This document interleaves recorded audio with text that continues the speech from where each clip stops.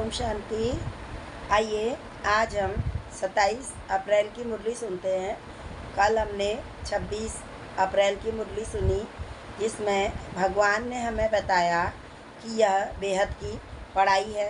फिर बाबा ने कहा कर्म तो तुम्हें करना ही है, शरीर निर्वाह अर्थ बाबा ने कहा कर्म तो करना है, लेकिन कर्म के साथ साथ ही बाबा ने कहा यह बेहद की पढ़ाई भी पढ़नी है, जिससे कि तुम्हें उन्नति होगी। बाबा ने कहा जितनी अच्छी रीति पढ़ाई पढ़ेंगे उतना ही अच्छी तुम्हारी उन्नति होगी, यानी कि सत्युग की दुनिया में तुम्हें अच्छा पार्ट मिलेगा। फिर बाबा ने कहा इस पढ़ाई में यह यूनिवर्सिटी है परमात्मा की, यहाँ हम पढ़ाई पढ़ते हैं। तो बाबा ने कहा सबसे डिफ़िकल्ट पढ़ाई कौन सी है, सब्जेक्ट कौन सा है। बाबा ने कहा आत्मिक दृष्टि, भाई भाई। बाबा ने कहा हर एक आत्मा भाई भाई है, क्योंकि सब हम एक परमपिता परमात्मा की हम संतान है। बाबा ने कहा दृष्टि को कोई भी भिखारी छीछी संकल्प न आए, इसके लिए बाबा ने कहा बुद्धि को हमेशा मेरे साथ बिजी रखो, और किसी के भी नाम रूप में हमको इस समय फंसना नहीं है। बाबा ने कहा व्यर्थ के संकल्प भी ना आए, क्योंकि यह जो है बाबा ने कहा इसमें तो मेहनत है, लेकिन बाबा आए ही हुए हैं हमें पतित से पावन और बनाकर अपने साथ ले जाने के लिए। इसलिए बाबा ने कहा संग दोष से भी अपनी संभाल करो, आत्मिक दृष्टि से हर एक आत्मा को भाई भाई समझो, और पढ़ाई में बिल्कुल भी गफलत नहीं करो। फिर बाबा ने बताया जैसे बाबा वफादार हैं, बाबा का वादा है कि मैं तुम्हें पावन बना करके अपने साथ ले जाऊंगा, तो बाबा ने कहा ऐसे ही तुमको भी वफादार बनना है, और ऐसे परमपिता परमात्मा को कभी भी बाबा ने कहा फारकती नहीं देनी है, छोड़ करके नहीं जाना है। यानी कि जिस तरीके से एक पति को पत्नी तलाक दे देती है तो फिर उसकी ओर देखती भी नहीं है, तो बाबा ने ऐसे ही कहा कि तुम्हें ऐसे काम नहीं करने हैं कि मुझे छोड़ करके नहीं जाना है, यानी कि मुझे तलाक नहीं देना है, हमेशा मेरे साथ ही रहना है। ये हमें कल बाबा ने बताया। व्यर्थ के संकल्पों को समाप्त करो, इस तरीके से बाबा ने कल हमें बहुत बातें बताई। आज हम सुनेंगे 27 अप्रैल की मुरली। आज की तारीख है 27/4/2024, प्रातः मुरली। ओम शांति। बाप दादा मधुबन। बाबा कह रहे हैं मीठे बच्चे तुम आए हो बाप से हेल्थ वेल्थ और हैप्पीनेस का वर्षा लेने, यानी सत्युग की दुनिया में जाएंगे, पावन बनेंगे। इस समय दैवी गुण धारण करेंगे तो हेल्थ भी वेल्थ भी और हैप्पीनेस हमें सब सत्युग की दुनिया में मिल जाएगी। उसके लिए हम इस समय पढ़ाई पढ़ रहे हैं। ईश्वरी मत पर चलने से ही बाप का वर्षा मिलता है। भगवान की मत पर चलेंगे, उसी से हमें फिर यह वर्षा मिलता है। प्रश्न है बाप ने सभी बच्चों को विकल्प जीत बनने की युक्ति कौन सी बताई है। बाबा ने कहा व्यर्थ के संकल्प न आए, उसके लिए बाबा हमें कौन सी युक्ति बताते हैं।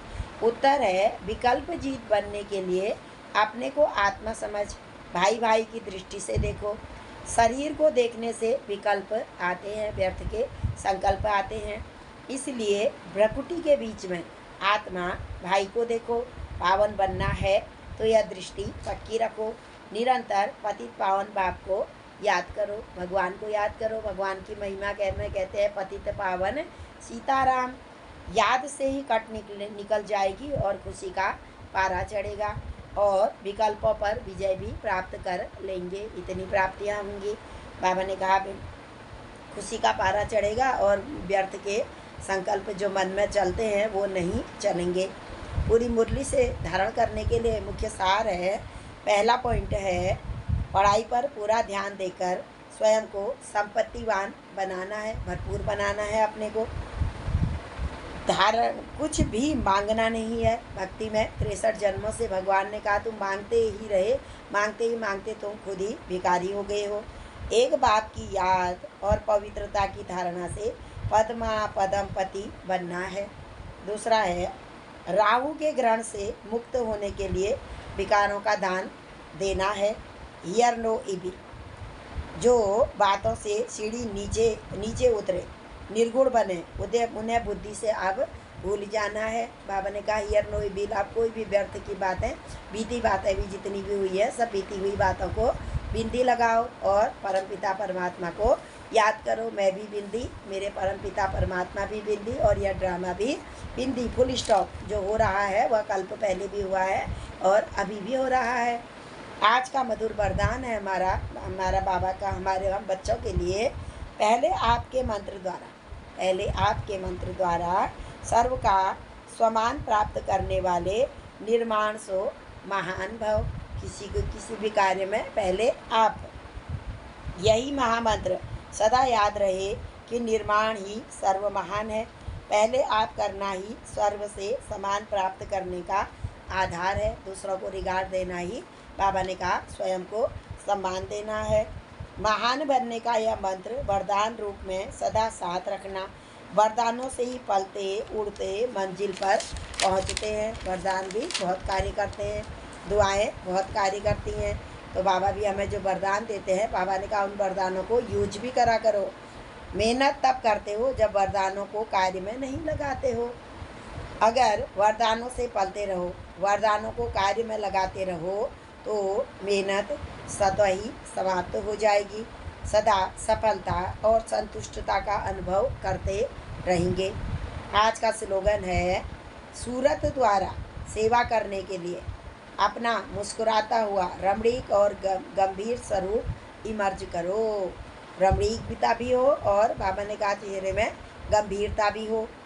सूरत द्वारा सेवा करने के लिए अपना मुस्कुराता हुआ रमणीकता और गंभीरता स्वरूप इमर्ज करो। भगवान कहते हैं कुछ भी हो जाए लेकिन खुशी गायब ना हो। खुशी जैसी कोई भी खुराक नहीं है। इसलिए बाबा ने कहा किसी को भी हम सत्य ज्ञान देते हैं तो पहले वह हम पर देखेंगे कि इन्हें क्या मिला हुआ है।